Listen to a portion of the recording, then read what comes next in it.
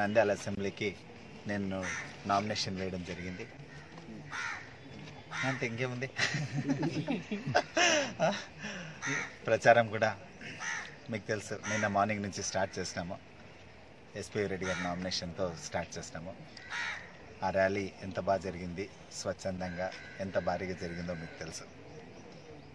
We are underdogs. అంటే established parties రెండు పెద్దవి ఉన్నాయి, రిసోర్స్ఫుల్ పార్టీస్. వాళ్ళిద్దరితో మేము పోటీ పడుతున్నాము. వాళ్ళ దగ్గర ఉన్న కొన్ని వనరులు మా దగ్గర లేవు, వాళ్ళ దగ్గర ఉన్న కొన్ని కుయుక్తులు మా దగ్గర లేవు. Wheel fight it straight, wheel fight hard. అయితే మాకు ఒక డెడికేటెడ్ టీం ఉంది. పవన్ కళ్యాణ్ గారి అభిమానులు, ఎస్పీ రెడ్డి గారి అభిమానులు, మేము గత కొన్ని దశాబ్దాలుగా, సంవత్సరాలు కాదు, వామపక్షాలు మిస్ అయ్యాను, వామపక్షాల డెడికేటెడ్ క్యాడర్.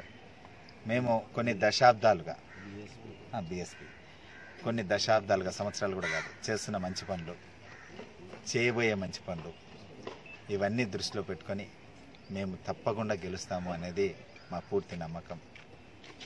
పోటీ మాకు వైసీపీకి ఉంటుంది, అది ఈ పాటికి నంద్యాలందరికీ తెలుసు. లీడర్లు వాళ్ళ వైపు ఉన్నారు, ప్రజలు మా వైపు ఉన్నారు.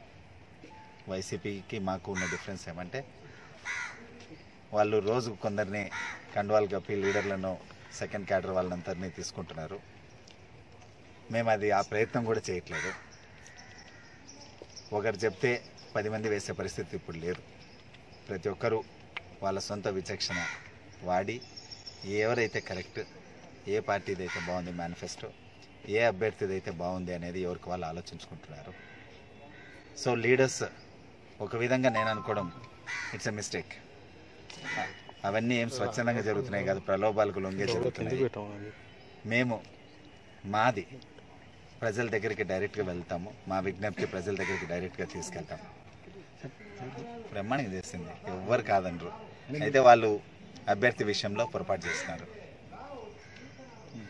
వాళ్ళు టీడీపీ ఇప్పుడు మేము మా కారణానికి పార్టీ మారినామని చెప్పి వాళ్ళు చేసిన అభివృద్ధిని ఎవరు చేయలేదని ఎవరు అన్నారు, బ్రహ్మాండంగా చేస్తారు. వాళ్ళు చేసిన పొరపాటల్లా ఎస్పీ రెడ్డి లాంటి అభ్యర్థిని ఇగ్నోర్ చేయడం, ఎలక్షన్ కానీ ఇండైరెక్ట్ ఎలక్షన్ కానీ, అసలు ఎస్పీ రెడ్డికి పోటీ ఎట్లయినాడు. పార్టీ ఈరోజు రియలైజ్ అయింది, టీడీపీ 3 రోజుల్లో రియలైజ్ అయింది.